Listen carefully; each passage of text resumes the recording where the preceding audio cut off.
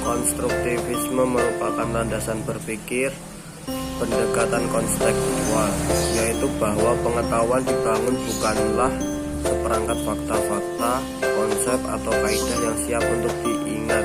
Siswa harus mengkonstruksi pengetahuan itu dan memberi makna melalui pengalaman nyata. Nama saya Arif Ma'arif, NIM 230101 9163.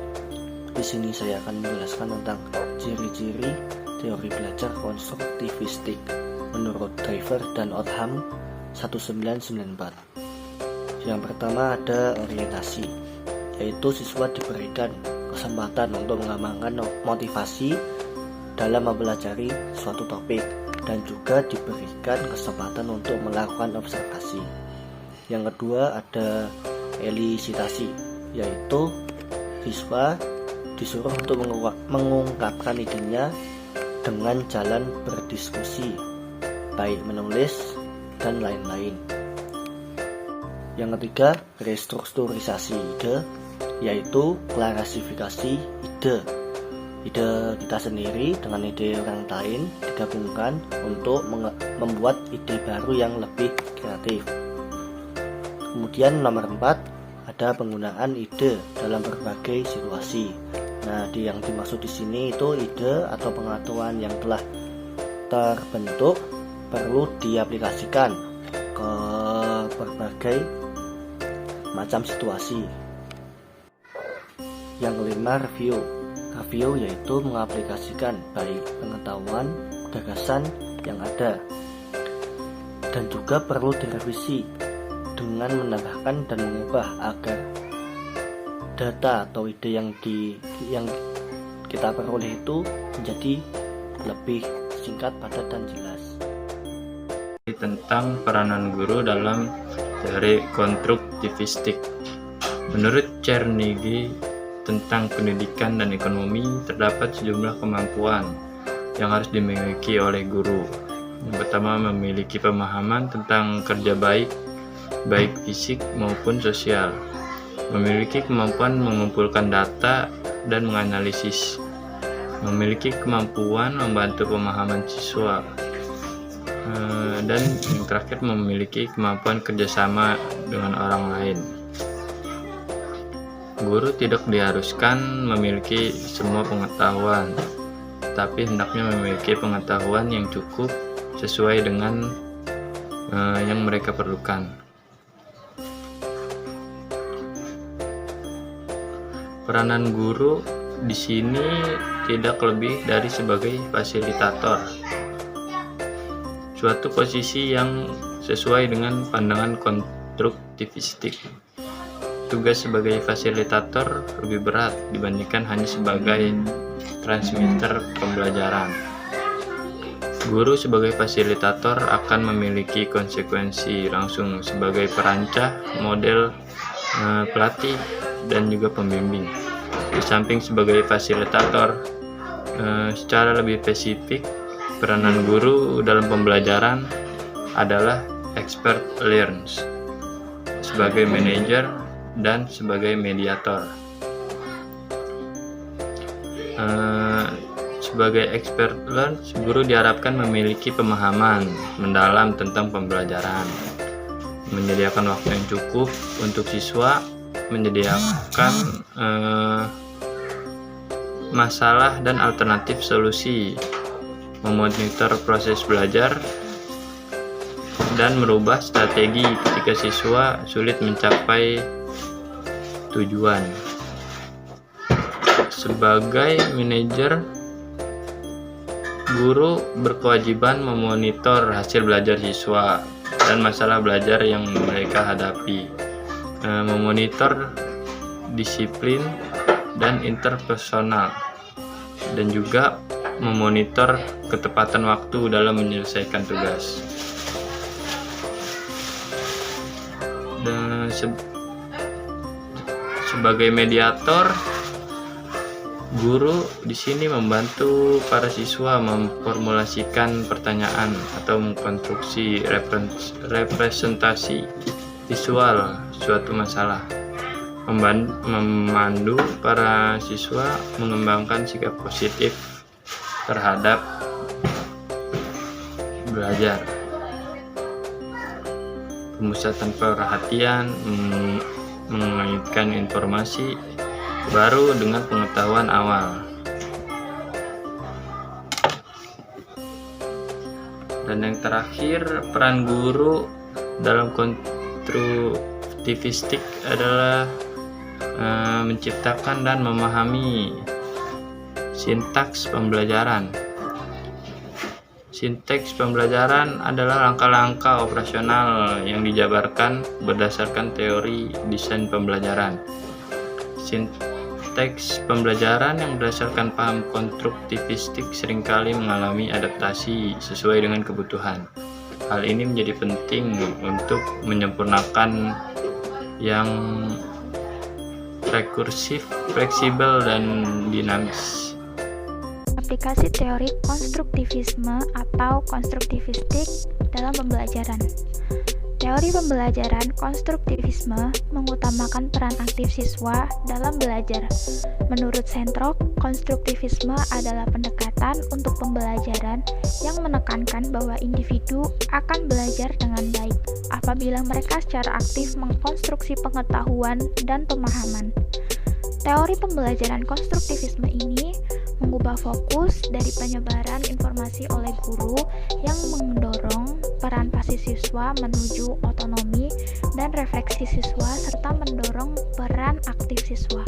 Pembelajaran aktif meliputi aktivitas-aktivitas seperti pemecah masalah, bekerja dalam bentuk kelompok kecil, pembelajaran kolaboratif, dan lain sebagainya. Sebaliknya, aktivitas pembelajaran pasif yang dimana siswa hanya menjadi penerima informasi melibatkan peran siswa hanya dalam aktivitas mendengarkan apa yang dikatakan oleh guru dan tak jarang mereka diberi pertanyaan-pertanyaan yang sifatnya kurang berkualitas.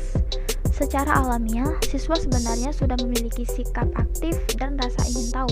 Yang kedua, sifat ini kemudian menjadikan metode ceramah dan buku belajar bukan sebagai penekanan utama dalam pembelajaran.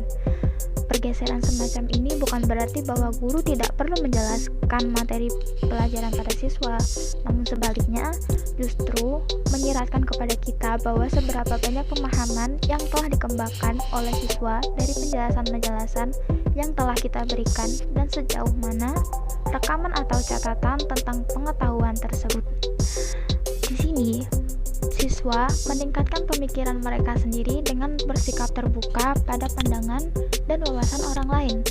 Salah satu strategi pembelajaran kerja kelompok yang paling umum diimplementasikan adalah pembelajaran kooperatif yang di dalamnya guru berperan mendorong siswa dengan menekankan pada kerja kelompok sebagai lawan dari pendekatan kompetitif dalam pembelajaran. Secara khusus, pandangan bahwa interaksi sosial memfasilitasi konstruksi pemahaman merupakan prinsip yang menyangkut dengan teori pembelajaran konstruktivisme. Contoh penerapan teori pembelajaran konstruktivisme bisa dilakukan dengan mendorong kemandirian dan inisiatif siswa dalam belajar, atau dengan guru mengajukan pertanyaan terbuka dan memberikan waktu kepada siswa untuk merespons. Kekurangan teori konstruktivistik.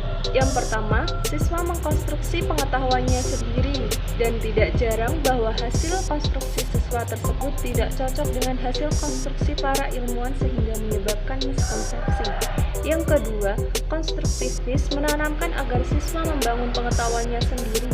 Hal ini pasti membutuhkan waktu yang lama dan setiap siswa memerlukan penanganan yang berbeda.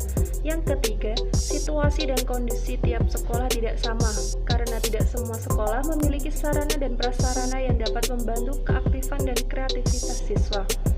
Sedangkan itu, menurut Rianto, terdapat 3 kelemahan dari teori konstruktivistik ini. Yang pertama, sulit mengubah keyakinan guru yang sudah terstruktur sejak bertahun-tahun menggunakan pendekatan tradisional. Yang kedua, guru akan dituntut untuk lebih kreatif dalam merencanakan pelajaran dan memilih atau menggunakan media pembelajaran. Yang ketiga, siswa dan orang tua mungkin akan memerlukan waktu untuk beradaptasi dengan proses belajar dan mengajar yang baru.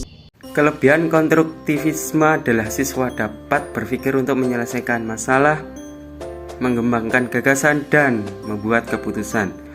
Siswa dapat lebih paham karena terlibat secara langsung dalam membina pengetahuan baru dan mereka dapat mengaplikasikan dalam sebuah situasi.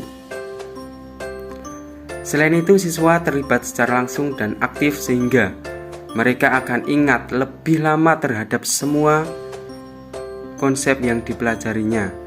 Di samping itu, kemahiran sosial diperoleh ketika berinteraksi dengan rekan dan guru dalam membina pengetahuan baru, sehingga memunculkan kesadaran bahwa belajar adalah tanggung jawab siswa sendiri dan mengembangkan kemampuan siswa untuk mengajukan pertanyaan dan mencari sendiri pertanyaannya. Dan untuk membantu siswa mengembangkan pengertian dan pemahaman konsep secara lengkap, mengembangkan kemampuan siswa untuk menjadi pemikir yang mandiri, menekankan pada proses belajar, bagaimana belajar itu. Selanjutnya kita akan membahas tentang karakteristik dari teori konstruktivistik atau konstruktivisme.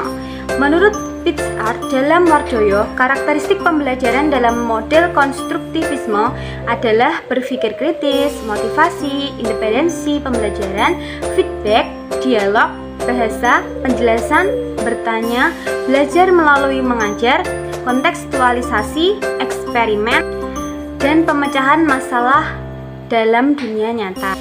Menurut Nahafiah dan Suhana dalam Wardoyo, karakteristik model konstruktivisme adalah sebagai berikut. Yang pertama yaitu proses pembelajaran berpusat pada peserta didik. Yang kedua yaitu proses pembelajaran merupakan proses integrasi pengetahuan baru dan pengetahuan lama yang dimiliki oleh peserta didik. Yang ketiga, pandangan yang berbeda antara peserta didik dihargai sebagai tradisi dalam proses pembelajaran. Yang keempat yaitu dalam proses pembelajaran peserta didik didorong untuk menemukan berbagai kemungkinan dan menyintesiskan secara terintegritas. Yang kelima yaitu proses pembelajaran berbasis masalah dalam rangka mendorong peserta didik dalam proses pencarian inquiry yang dialami. Yang keenam yaitu proses pembelajaran mendorong terjadinya kooperatif dan kompetitif di kalangan peserta didik secara aktif, kreatif, inovatif, dan menyenangkan. Dan yang ketujuh yaitu proses pembelajaran dilakukan secara kontekstual, yaitu peserta didik dihadapkan ke dalam pengalaman nyata. Sedangkan menurut Winata Putra dalam Wardoyo, karakteristik konstruktivisme meliputi yang pertama, mengembangkan strategi alternatif untuk memperoleh dan menganalisis informasi. Yang kedua, dimungkinkannya perspektif jamak atau multiple perspektif dalam proses belajar.